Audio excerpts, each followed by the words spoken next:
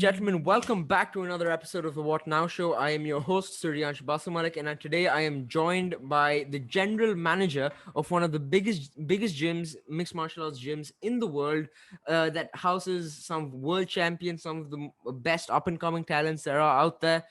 He is the general manager of Jacksonwink MMA. His name is Michael Lyubimov. I apologize if I butchered the surname. You could correct me.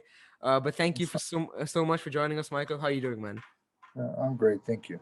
Right, excellent. So, Michael, there's a lot of things I want to talk to you about today, and I wanted to start with the business aspect of of what it takes to be operating such a huge gym held in such high regard. There's a lot of expectations to hold up to with so much the diversity of your talent. There's so much in the public light. And when you're on your day-to-day duties, is what's the average day in the life of the general manager at Jackson Wink? Sure, man. It's extremely busy gym, man. We like literally, I mean, we open kind of like 24/7 because we got a lot of fighters that live here. We house about 50 to 60 fighters. We have dorm rooms, apartments. So fighters arriving here from all around the world. So it's it's never a dull moment. So it's always something going on, and I have to take care of a lot of people between sponsors and different inquiries and different people trying to get in here. So it keeps me busy. Um, Obviously, fighters are young guys, young girls, so they tend to get into some things here and there. So just solving problems, making sure everything runs smooth, the operation is smooth. Just trying to make everything better for everyone. Just trying to accommodate people as much as we can. Because a lot of people obviously come and go, right? So it's not for everyone. So because we have amateur team, huge pro team, so a lot of people come through. So it's a lot of communication, a lot of, like I said, solving problems, a lot of accommodating people in many different inquiries, and just yeah, training on top of it, helping fighters with training. So pretty much kind of being the jack of all trades, doing everything I can to make Mhm. sure we're successful. Yeah, understandably so, and so as it should be. Right. You spoke about the diversity of your talent, and you have multiple people coming in from all over the world. You even have the world map behind you. So you have when the coronavirus pandemic struck around this time last year at its peak, and everything had to start shutting down, lockdowns, different impositions here and there. How much did business at the gym, the number of people coming in from out of town, number of people, coming in regularly, how did all of that slow down? How impactful was it to your day-to-day runnings, and how has it come forward since? Well, in the beginning, everyone was affected by it, right? I mean, they stopped the travel. I mean, in the beginning, everyone panicked like crazy, right? Of course, when they show you refrigerators full of bodies, I mean, people start freaking out. So obviously, and we're in a state, that is very strict in a way, even though we're not the worst in COVID related things in a way. But I mean, they kept shutting down everything, obviously, and then obviously it's we came to the point where people stopped traveling. So if people stop traveling, so obviously it affects everyone, right? So businesses, everything was put on hold in the beginning, and it's kind of was up and down, up and down. It's been already a year, right, that we've been going through this, but it seems like things are opening up little by little, and even though there's still lots of restrictions here and there, but what we're seeing already is people starting to travel. We had already started having guys like come from like different parts of the world. So for the first months of pandemic, for the most part of the pandemic, it was tough, yeah, because people just not coming.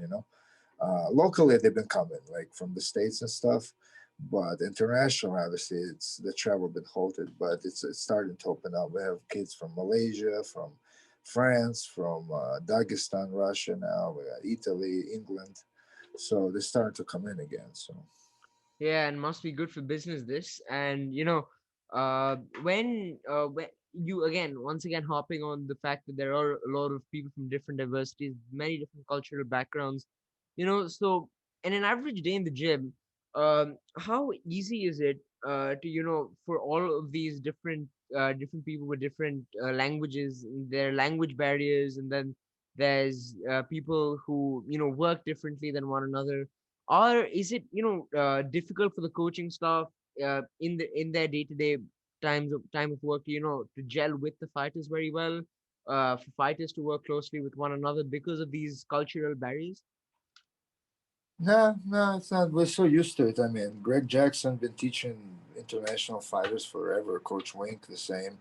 Martial arts is a universal language. You know what I'm saying? So everyone gets along pretty well. People find a way to communicate, and obviously, a lot of fighters that are coming from overseas, their goal is to compete in America, right? Because America is the mecca for everything, right? So UFC is in Vegas, boxing is in Vegas. So if you want to break out as a movie star, you come to America, right? So it's in your interest to speak English, right? So a lot of these Mm. guys come in to experience that, to pick up things that they need to pick up for their future. Try and to speak English, trying to learn English. We have a Mongolian fighter here, the first ever to be signed in UFC. He's been coming here forever. So it's like, I always encourage these guys, because I used to work with Khabib Nurmagomedov from back in the Yeah. day. And I remember how, he struggled with English. And then, the industry kind of made him speak. Like, so I always tell guys, if you want to work in the States, if you want to become a superstar, you got to be able to do interviews. You got to be able to create a personality. So it's in your best interest to start speaking English, and learn English, and this environment forces them to do that because primarily, obviously, right, we're in America, so everyone speaks English, right? So, it's on the fighters. It falls on the fighter, particular fighter, to start to find a way to communicate and learn things. But we're okay. We don't struggle. We're good. Understandably so. So, of course, in your illustrious career as a manager, and having time, having been a jiu-jitsu black belt in your own right, you must have yourself had a lot of conversations, and you've had to deal with multiple different fighters, right? Some of them must have been not so pretty, some of them must have been some very productive ones, relationships as well. So, are you, if you wouldn't mind, what are who are some people, who you've had some very productive business relationships with, or growing in the MMA industry, and on the contrary, not so much with another group? I mean, there's so many. I mean, there's so many people that helped me, and I helped. Um, One of the first ones, obviously, was Khabib. I was part of his, uh, one of his fights. He actually writes about me in the book too, so which is very pretty cool. Like I had good relation with him, and at that point. Then I mean, Jon Jones was phenomenal. I have a very good relation with Jon Jones. He's a very very good human being, always helping everyone, always attentive to everyone. Just a great guy all around. And then obviously the coaches, coaches Greg Jackson, Coach Wink. I mean, we kind of always say. If I ever ask Coach Wink, how you doing? He's living the dream, So we are living the dream. It's like such a cool sport.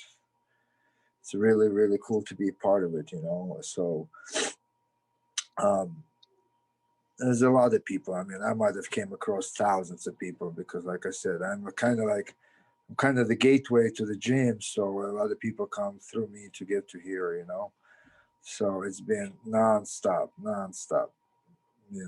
So it's hard to pinpoint any single person, but a lot of Russian fighters I worked with, a lot of Russian fighters, they had huge influence on how to how I got to where I got. Um, Timur Valiev, he's in UFC now. He's one of the first guys that I came here to Greg Jackson, Coach Wink's gym, and that's kind of how I ended up being here. There's yeah, it's like a lot of people influenced it. So Living the dream just the way it should be, so Michael, you just spoke about, how you got here, right? So can you elaborate a little bit more on, your entire process of, switching your place of stay, how you transitioned from where you were before and how you got into the MMA management business in the first place. Right. Well, I'm originally from Russia, and I came here like in 1996. I've been a fan of the sport for a very long time, and I mean, I trained some sambo, some judo back in the day, but like, and then I was in the military here in the Navy, and like when I got out, I like fell in love with jujitsu, and I started traveling a lot and training with different people in different gyms, and I got to meet a lot of people, and then I became part of the Russian management team, one of the original teams that brought like Khabib Nurmagomedov, Adlan Amagov, Shabulat Shamalayev, like a lot of like high level athletes uh, to to America, and they started competing, winning fights, and I was part of the team, and then that's how I kind of branched out into coming here to Albuquerque a couple times, cornering fighters together with some of the coaches and helping out translate with Russian fighters, and it just all of that led me to this gym, which I love a lot. I used to live in New Jersey, New York, in that area. I really do not like it there, and Mm. um, it's like just just by faith, and by fate, I ended up here because I always wanted to be part in that sport. I competed in jiu-jitsu, competed in sambo. I never did MMA in a way, but sambo is very similar. So I have very good understanding of the sport. Been in the sport for a very long time. So um, just chasing the dream and do not believe in one. So As it should be, because I've it's very interesting, your story, because I imagine that something along the lines of business and management must have been in your as part of your educational background getting into this career, right? So was oh, you don't need a degree to get into it. You don't need a degree to get into anything oh, okay. in this world. If you have passion for something, you go for it. I mean, I ran multiple businesses before, but I don't have a degree in this. I'm just good at what I do. Just the way it So, should be, I mean, because of from your social media appearances, your appearance in different areas in the spotlight, you've really epitomized, the amount of hard work that how that pays dividends in the long run. And for all the people who are watching, Michael really uh defines the meaning of, like, because earlier on, from when I was following MMA itself, I was watching. I looked at your website itself at on the Jacksonwink side. Read a bit about your bio as well. It does epitomize of how hard work does pay its dividends, and kudos to you for it. So thank you. yeah, no problem. So as you were getting into your early years, as managing fighters, working with people like Khabib, and later on, getting bigger, managing bigger talents and so on and so forth. Was it a bit, when you were a rookie back in the day, was it a bit nerve-wracking for you, dealing with multiple fighters, or was it, a small sense of nervousness, this is a big guy I'm having to deal with, and I have to be careful, I have to do my best, I have to make sure it's correct, whatever I'm saying. Were you always on your toes whenever it came to these larger interactions, or what were the nerves like? No, of course, it's nerve. I mean, it's nerve wracking when you're dealing with big personalities. Like Jon Jones, Holly Holm, like all these guys. But you get used to it so much because you're always around them, and they people just like everyone else. So it becomes easier when you start to understand that. And the thing is that obviously, when like in case of Jon Jones or Holly Holm, they get bothered so much and they get approached so much, and people want so many things from them, and this and that. So it becomes a little tricky in a way. So you always have to find different approaches to these different personalities.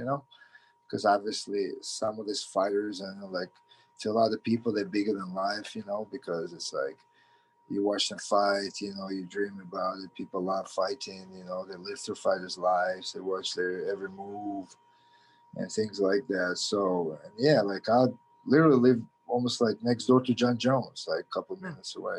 So it's like, you know, I, I deal with him a lot, and I deal with Holly a lot, and Michelle Waterson. Like we're all kind of neighbors because Albuquerque is not super big, so we like live in a nice area and very Yeah, so it's sorry, I had a phone call. I had to yeah, no problem. decline it.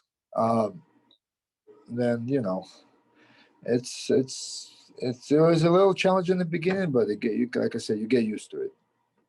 Hmm. So, So, you know, you have also your own experience in the mixed martial arts background. You spoke about your love for it. What introduced you to MMA? Which did you look up to any fighters back in the day? Did you look up to anyone early on? What lured you to this art? And, you mentioned your black belt in Brazilian Jiu-Jitsu. You fell in love with it after your time in the army. How did all of that transpire? What got you to saying that I want to get into sports in this way, and then Brazilian Jiu-Jitsu, go full time into it, and then go all the way up to your black belt. Why don't you say a bit about that? it's a very addictive sport. Like I said, it's a very exciting sport. It like kind of drags you in and keeps you there. It's like more you're in it, more you want it. Like you get to travel. I get to travel a lot. I used to actually travel. Obviously, this pandemic kind of killed a lot of travel, but not like I needed to. But like I said, it's a very very interesting sport. So and then the longer you're in it, more interesting things you acquire, and like I said, it keeps you wanting more and more and more of it. So like I said, it's like any type of entertainment industry. You get to meet so many cool people, and this gym is so cool. You get a lot of superstars come here and different actors. They film a lot of different things in Albuquerque. So there's Netflix office here in Albuquerque. So a lot of actors come by, and then when you travel with fighters, you get to see, be in the arena right next to it, or I've done some like translation for a lot of fighters, doing a lot of different interviews, doing media. It's just fun, it's fun. It's fun, just like you trying doing your thing. A lot of people start somewhere, and then if you like doing what you're doing, you go after it. Who says you can achieve big things with it? Because like Ariel Helwani is a huge time reporter now with millions of subscribers on Instagram, and he was just like a young geek, back in the day, chasing fighters and following fighters, and then a lot of doors open up. Like I said, when you do something that you like, just go for it, and obviously you're gonna fall down, you get up, fall down again, you get up, but you keep creating those avenues, keep creating the connections, and just hope with hopes that something will happen, and usually it does. As it should be, and moving forward into dealing with these personalities, because you've even stressed on how great the training staff is at Jacksonwink. You spoke about Coach Wink, you spoke about Greg Jackson, and I don't even need to talk about how well versed they are in the sport. We don't even need to mention how experienced they are because of what we've already seen as evidence to it. you know and here's why it seems very interesting to me, and here's why I want to talk to you. You've got recently with the media and multiple different articles and stories coming up. You've seen people discrediting the work that's really done at Jackson Wink MMA because of different controversy that come up that may hold merit, may not hold merit. And which is why I wanted to come to you and ask you in the first place, because you're the best person to ask. With someone like Jon Jones, right? You had those steroid allegations come up. You had this controversy and that controversy, and you even spoke for him yourself. He's a lovely guy, and he helps multiple people in the gym. So when you have such stories coming up about, a fighter engaging in something as shameful as cheating, and having dealt with someone like Jon Jones, with the personality of Jon Jones, how did you take this news as it came, and all the different rumors and stories about what happened at the gym and what Jones was up to here and there? How did you take all of that? I mean, it's unpleasant, but at the end of the day, if they're not talking about you, that means you're not important. No one cares, right? So obviously, if they're talking, let them talk. Good news or bad news is news anyway. So, and it doesn't. I mean, the shortage of fighters here is unparalleled to any other gym, man. I mean, there's obviously lots of great gyms out there, but this one is one of the most original gyms in the history of the sport. One of the oldest gyms. Gym that won Gym of the Year multiple times. Greg Jackson won Coach of the Year multiple times. We've had so many successes, and like anyone else in life, failures and something that happens. You shake it off, you get up, and you keep on moving forward. People always, whenever something happens, you have naysayers and yaysayers, right? Like, and people want your downfall when you're successful. Everyone wants your downfall, but it's just so much more so much more pleasant to prove everyone wrong and Hmm. just laugh at them whenever they talk. It's like whenever something things happen, oh, Jacksonwink is done. Oh, they close. Like, shut the hell up, man. Like, he's sitting there like on your little freaking computer somewhere on your phone, talking crap about something you have no idea about. It's like if I were to look into your life, and find all the dirt and crap in your life, I'd be saying the same shit. Oh, your life is over. Oh, no one cares about you. Oh, you're this and that. It can be down to any person, any individual, any fighter, blah, blah, blah. You know, People tend to forget, like, that a lot of these great personalities like Muhammad Ali, Floyd Mayweather, Mike Tyson, or any other this gazillion other MMA fighters that have done some crazy stuff in their lives and known for crazy things and things like that. And they grew out of it and they change things and they try, to move forward. As long as you try to be a good person, try to do good things, and what Jon Jones does, and Jon Jones helps community here like crazy. Probably one of the most community involved people. Helps out fighters here all the time, feeds the fighters, pays for the fighters, takes care of the fighters whenever they need. And people don't see that, they don't know it. So all they want to do is talk shit. But at the end of the day, um, like in any other life, like in life, it's all about ups and downs. As long as you know how to, to to shake it off and keep on moving forward.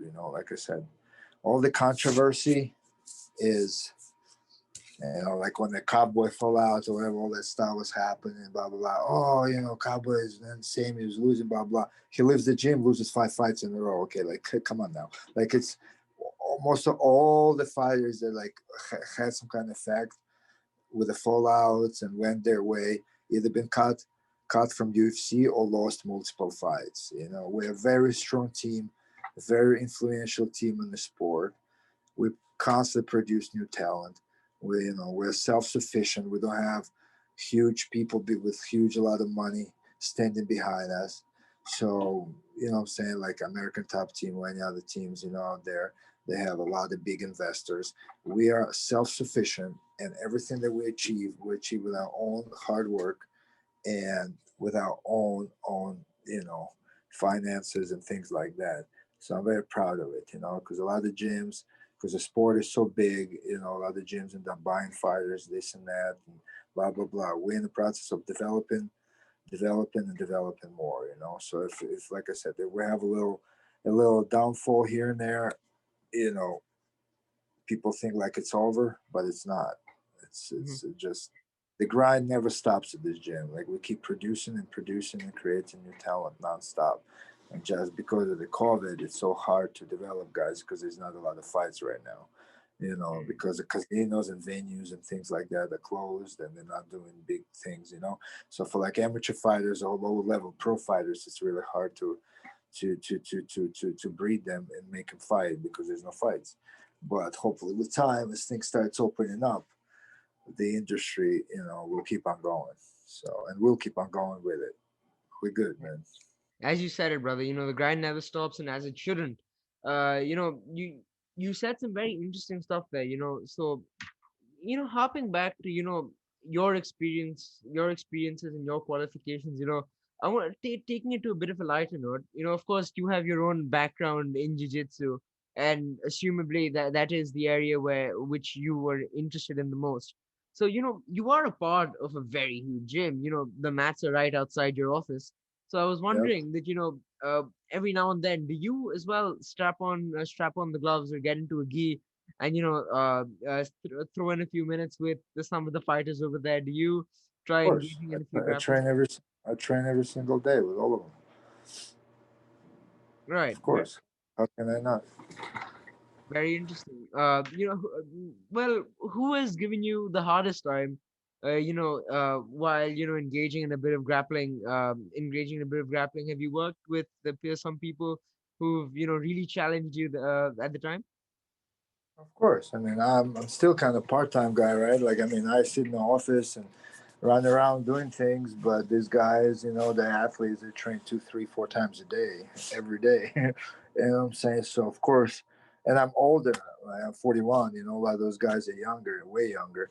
So, but I could say, I mean, I probably beat 95% of people here. So, in many ways, but the only ones that I'll have hard time is with the obviously with the top echelon of fighters, like the top guys, the UFC guys, the Bellator guys, the guys that are, you know, obviously bigger guys, heavyweights, stuff like that. That like the guys that wrestle the real life, young guys. But I do pretty well. I do pretty well, and I know the game pretty well. I've been training very well for a long time. Have lots of tricks up my sleeve too. So obviously I don't go sparring like crazy, knockout, for trying to kill each other. I don't do that. No, we don't do that. Period. Like, I mean, obviously you have very hard sparrings, like in the mornings and stuff. But I have to work, so I usually train at night and things like that. But yeah, it's quite quite interesting. So hopping over to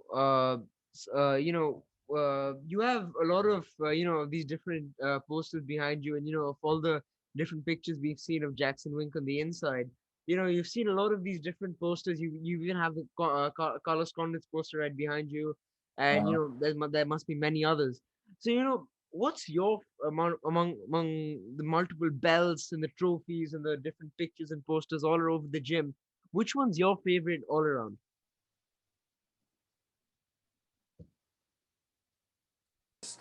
I mean, this one is cool. I mean, I like.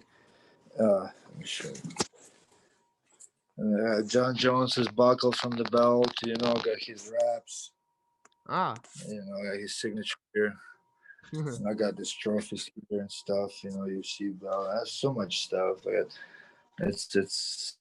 I mean, I can show you around a little bit. Belts Yeah, sure. I everywhere, think I'd love to see it. Yeah. cameras. I got all this stuff, different magazine covers, from Oh wow, different that is magazine pretty cool. covers. Yeah. Jon Jones, Holly Holm. Name the champs. Um, Kind of like one of the Gym of the Year poster. Got that sign. What's up? Got this like TVs playing everywhere, different flags, different things, articles. Bruce Lee over here, Coach Wayne, Coach Jackson, Yeah. belts. I'll show you inside too. Yeah, Jon sure. Jones, Carlos Condit.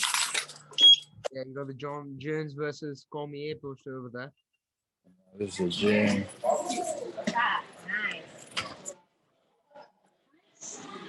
Uh, Yeah, it's pretty cool. bags. Media over here. See where we train. That is pretty cool. Yeah. One kid from England, one kid from Hawaii. There's Coach Wink training over there with heavyweight. You know, Oh, that is pretty cool. Yeah. they said the grind never stops, man. Always getting ready for something, always training for something. It really never does. Yeah. I wouldn't want to mess with that guy. Yeah. But pretty much that's our office, you know. Yeah. Lovely place to be. It's all decorated all around. Yeah. Yep. And we have second floor where we're doing construction there now, but Yeah. we have second floor where we are, where fighters live, and I'll show you real quick Yeah. because gotta wrap it up soon too because I have some appointments to make. The tap out stuff. I have a lot of memorabilia over ring. Oh, that is pretty cool. Yeah.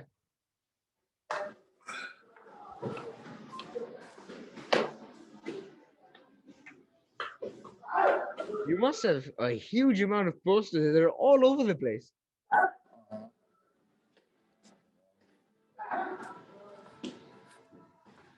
Different things here. Quite a few familiar fights there. Yeah. We have doctor's office over there. Hmm. Fighters everywhere. Fighters only. Like where fighters live, I collect all different like posters from fights. So this is kind of like it's very kitchen. interesting. Got all kind of different signatures here. Lots of signatures. There's the signature. Oh wow. Yeah, that is pretty cool. Yeah.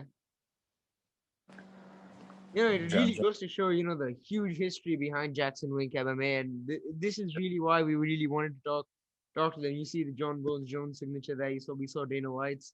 Yeah, it really epitomizes, the amount of hard work that goes into the gym. BJ Penn. Wow. There's so many like signatures everywhere. This is like all type of different dorm rooms and fighters that came through. You have fighters living here as well? I told you, yeah, we have 50 guys living here. Oh wow, yeah. Apartments, dorm rooms, Russian national judo team, Dagestan, Japan, Chinese, Mongolians. I mean, you name it. I have people. Janan, yeah. Oh, It's packed. What isn't here? That's almost every fight I've ever seen or more. oh yeah. That's insane. Yep. So What's this your is like favorite one among here? There's so many different ones. If you were to pick any few of them, which one would you choose? as a fighter. Yeah, as a fighter, as a poster, which one looks the best in your opinion? Like I said, I don't know, man. Too many to me. I mean, one of my favorites, obviously, there's fighters is Jon Jones, Holly, Michelle. There's so many, man. Like I can't. Poster from Ronda Rousey Rousey fight. versus Holmes, one of the most historic fights in the women's division. The beautiful head kick knockout, Holly Holm versus Ronda Rousey. Really Uh-huh. established her as one of the mainstream talents out there. Uh-huh. Yeah, so that's pretty much, that's what we do. It is a beautiful office indeed, and you've got you've got your fantastic setup as well. But thanks for the tour. Thanks for the tour, Michael. And I'm Sure. sure the viewers must have had an interesting time looking at the fighters only section as well. It's very interesting, how the environment is. You spoke about, it's you have a lot of construction going on. Are you planning on developing? What kind of developments are you making to the gym at the moment? Oh no, we just adding more apartments because, like I said, everything is here booked and rented. Like people just, the minute some room opens up, it's getting rented right away. So people want to be here like nonstop. Like I said, it never ends. Like people just More room you create, it gets booked right away. So then we run out of space, so we have to create more rooms. So we Are might be these building. are these mostly fighters renting out the rooms? Yeah, Yeah, very yeah. very interesting indeed. Uh, so when you've gone around, looking at um, all of these different moments, all of these different fights that all root down to Jacksonwink MMA. We just went through an entire tour of the office. We saw people training. We saw the coaches. We saw what's going on in Jacksonwink at this point of time as we're recording. We saw so many different posters. With all of that rooting to the very heart and soul of Jacksonwink, being at the core of it all as the general manager, what was your biggest highlight in your professional career with Jacksonwink MMA? What would you rate as is one of the highlights of your careers here that you'll cherish forever? I mean, it's like I said, it's so many, but it's not per se a highlight. I mean, my highlight is running one of the best gyms in the world. Like that's my highlight. Hmm. That's literally my highlight. So it's like being here and making this operation so successful is my highlight. So and that's pretty much my claim to fame in a way. You know what I'm saying? I'm a bit like I don't look for foreground stuff. Like I don't look for being the guy. So I'm like I'm I'm behind the scenes. And I enjoy it. Just being part of this movement is insane, and I'm grateful and thankful for my life turning out this way. That I really love here in Albuquerque. It's a beautiful climate. I bought a house here. I live by the mountain. It's just everything that I needed for my soul, and for my life. I love training. I love doing this. I love knowing the sport. I love getting better. So, like I said, my whole thing is just that's my biggest highlight is just being able to run this gym and given that opportunity by Coach Wink and Coach Jackson. To me that was a huge Hmm. biggest highlight period. So and here I am, 5.5 years later, we're still cranking it. And you most definitely are, and you most definitely will. It was a huge pleasure talking with you, Michael. The history that you delved into. The amount of things that you had to tell us.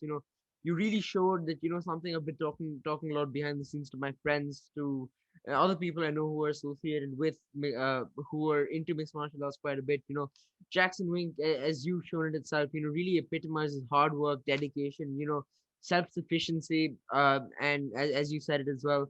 And I wish you the best of luck for it. And with the amount of up and coming talent there is to the viewers, go to their site, Jackson Wink MMA, and you see the roster that they have to offer. They have a full section on their roster. You can see what divisions they're a part of, that their partners, their instructors, which includes people like Greg Jackson, Mike Wilkinjon, and it's a really it's a really fantastic experience talking to you. And thank you so much for going into it. And a last piece that we go into with all of our guests before we conclude, if there's anything else you want to say to all the Jackson Wink MMA fans out there, to all the Michael all your fans out there, what would you like to say to them? Anything you want to say? All you, the next few minutes, whatever you want to say. Not just don't give up on your dream. Don't give up on your dream. I mean, it's a young sport. It's still in development. Like I always say, we're still in the infancy of the sport. The fighters are starting to get paid big money. There's a lot of opportunities opening up. Just it's not everyone can become Jon Jones and the youngest, UFC light heavy champion or whatever, but just like what you're doing, you're chasing your dream, you like talking to people, you like doing interviews and things like that. Like, don't give up on your dreams. That's the most important part. You'll fall multiple times, but what's going to separate you from from, as you would say, losers of this world, right? Is how you get up, shake it off, and keep on moving forward. That's all I want to say. Just you might not achieve it today, you might not achieve it tomorrow, you might achieve it a year from now, 2 years from now, 10 years from now. You never know how your life is going to turn out, but you got to believe in yourself and just go for what makes you happy. And most And definitely then, so. Yeah. hopefully everything opens up for you. Most definitely so. And All one right. last question before I let you go. I forgot about it till just right now, so I'll ask it and then I'll let you go. Don't mind me. So you've worked, as you mentioned, you worked with several different organizations in the past. Promotions that I'm sure you're still working with. The UFC, Bellator, Combache. You name it. Jacksonwink's been associated with it at some point or another with its extreme fighter base.